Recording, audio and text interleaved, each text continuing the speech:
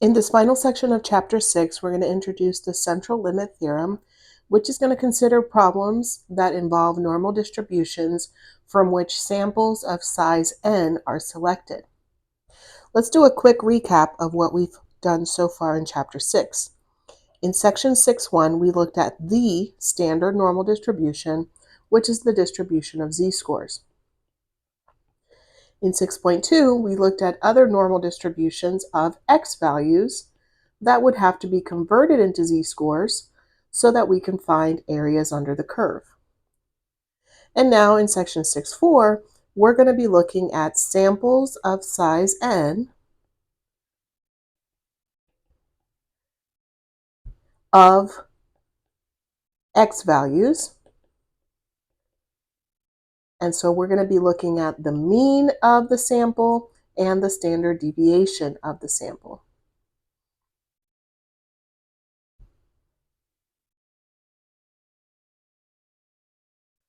In this section, we are going to be introducing the central limit theorem, which allows us to use a normal distribution for some very meaningful and important applications. So we're going to continue working with z-scores as we have done all along Chapter 6 thus far. Here's what the central limit theorem states. For all samples of the same size n, where n is greater than 30, the sampling distribution of x bar, which is the sample mean, can be approximated by a normal distribution with a mean equal to mu and a standard deviation equal to sigma divided by the square root of n. I'm a visual person, and so I want to show you what this is saying in terms of a graph. So if we have a normal distribution of x values, and the mean is mu, and the standard deviation is sigma. If we're talking about single values, then we use the techniques that we saw in section 6.2.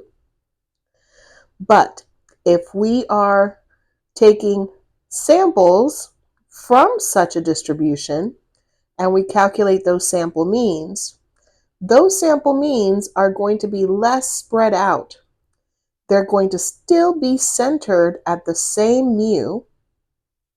However, their standard deviation will be slightly smaller. It will be sigma divided by the square root of n. So we can actually superimpose these two diagrams one on top of the other. It would be exactly the same center, but when we have samples of size n, that will shrink the spread. The standard deviation will be smaller.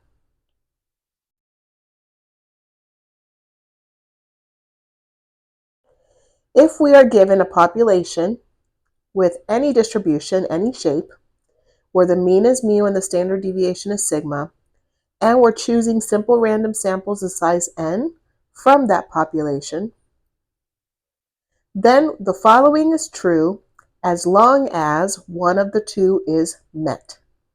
Either the original population is normal to begin with, or our sample size is greater than 30. One of those two has to be true in order for the following to apply. The first is that the mean of the sample means, yes, the average of the averages, is the original mean of the population. So in other words, these two are equivalent, the mean of the sample means and the mean of the original population from which the samples came from.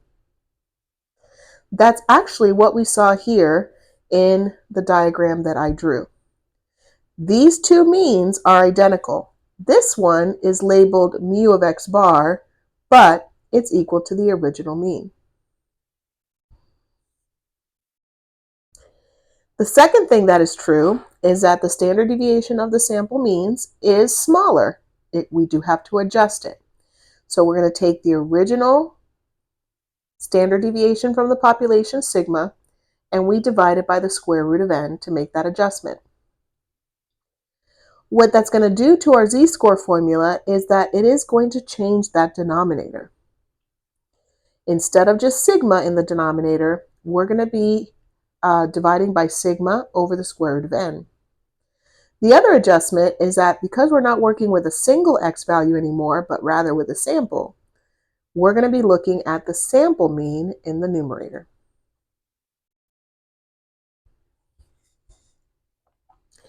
If the requirement of having a population that is normally distributed to begin with, or we have a sample size that is not large enough, meaning 30 or less, then the techniques in this section do not apply. So one of these two requirements must be met. Again, either the population is normal to begin with, or we compensate by having a sample larger than 30.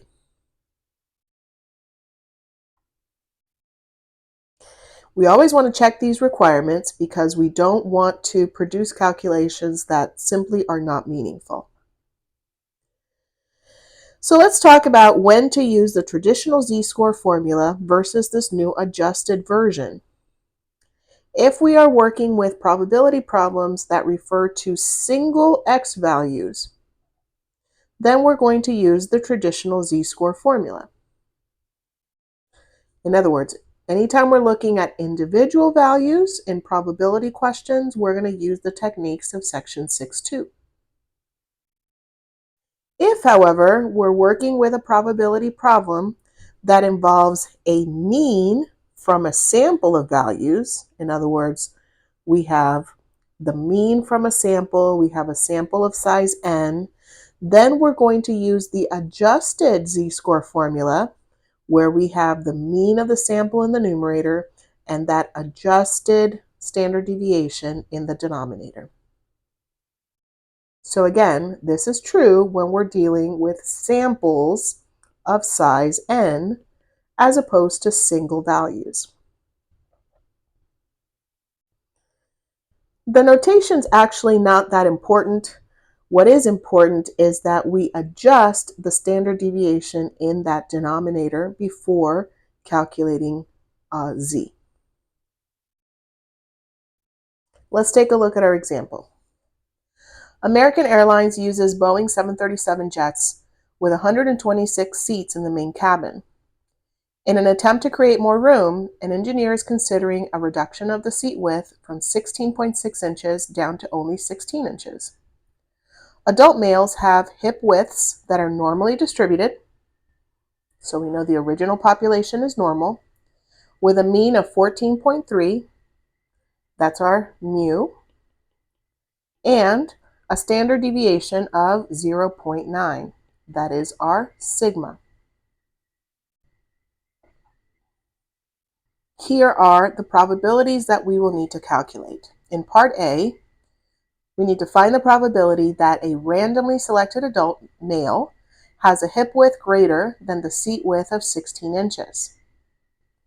I'm going to underline some keywords here. It's a randomly selected adult, so that is 1. That's a single X that we're being asked about.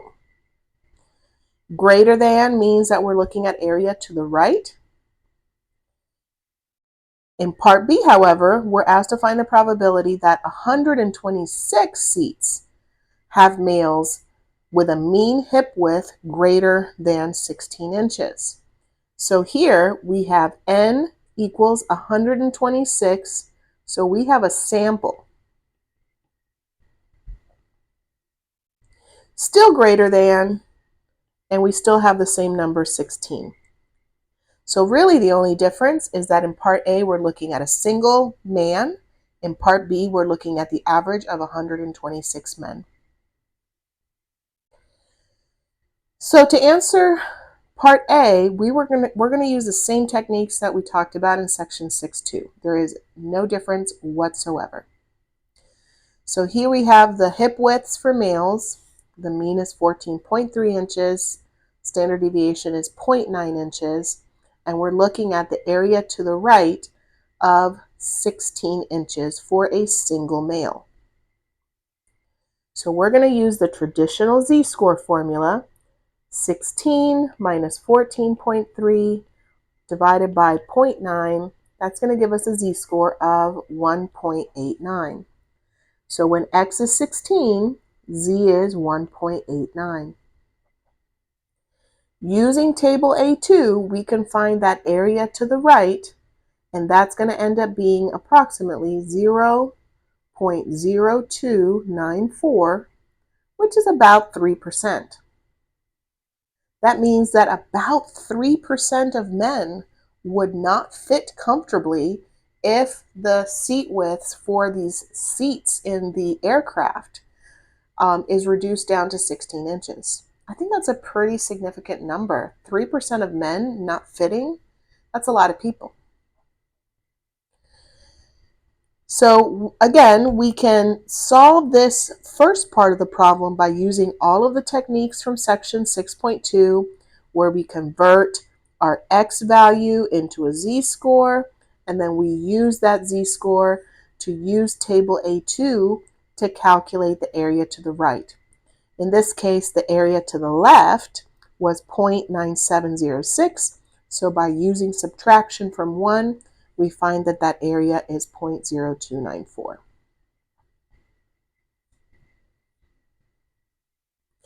Now let's look at part B. We have 126 men on the aircraft, and we want to find the probability that their mean hip width is greater than 16 inches. Well, the mean is not going to change. That's going to stay at 14.3 inches. But what will need to be adjusted is the standard deviation. Recall that when we're working with a sample, we have a sample of size 126, we're going to need to adjust the standard deviation by dividing sigma by the square root of our sample size. So our adjusted standard deviation in this case is 0.1. When we go to use the Z-score formula, we're going to see that change.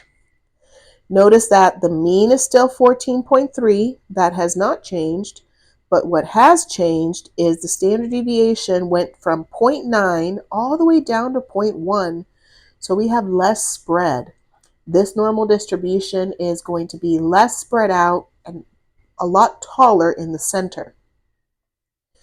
We have to find the probability that these 126 men have a mean hip width greater than 16 inches. Notice that we have the X bar instead of a single X. And we're going to need to calculate the corresponding Z-score. Well, we're going to use the adjusted Z-score formula, where that denominator is going to have that adjustment. That adjusted standard deviation is 0.1. Look at the impact that that had on our Z-score. Our Z-score was 1.89 for part A, but because of that new denominator, the Z-score is now 17, which is a pretty ridiculously large number. In fact, a Z-score of 17, like let's just say that this is drawn to scale, and here's my normal distribution. A Z-score of 17 would be somewhere like, I don't know, out there maybe. So far in the right tail that the area to the right, that's essentially 0. So in other words, the probability that 126 men will have a mean hip width greater than 16 inches is almost non-existent.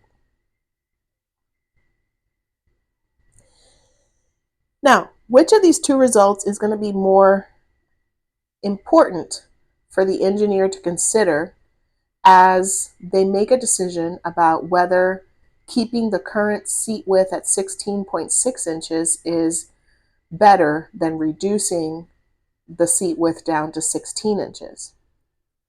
Well, if approximately 3% of adult males would have a hard time fitting in the seats comfortably, I think that is pretty practically significant. That is a lot of passengers who are not going to be fitting comfortably in those seats. Not to mention, this problem is talking about only men. That's 3% of men who don't fit comfortably. What about all the women passengers?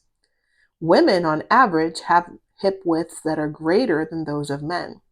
So I suspect that a much larger percentage of women would have a hard time fitting into those seats if the seat width were to be reduced.